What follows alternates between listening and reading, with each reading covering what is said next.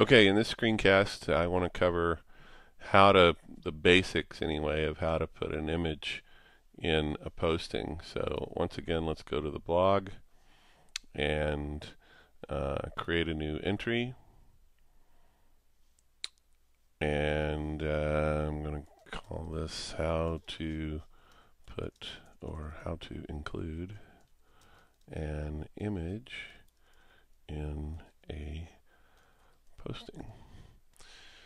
So we can so we have the title, and we can put in some text here and there if we want to. But let's say let me go and grab some text somewhere. Open a new tab. Get some ipsum lorem over here. Copy that. Come back to the blog entry, and we have our text. And let's say I want to before this text, I want to put an image in. There's this icon here that allows you to include the URL, an external URL of the image.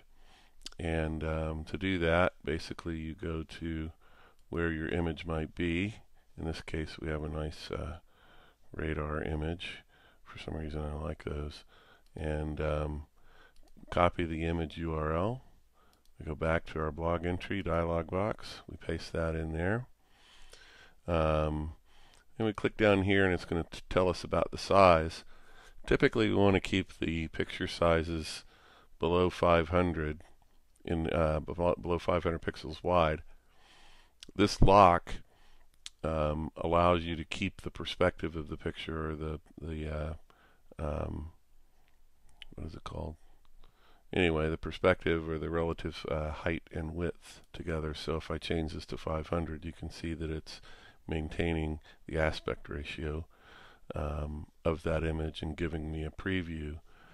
I can also give it some alignment. In this case, I'm going to go ahead and align it to the left, and what that'll do is that should put text to the left, or text to the right, especially if I make it smaller. So I'm going to do that. Let me go to 200, and it should put the text to the right. So when I say OK, it embeds the image. Now you notice that the text is all kind of close and messed up here.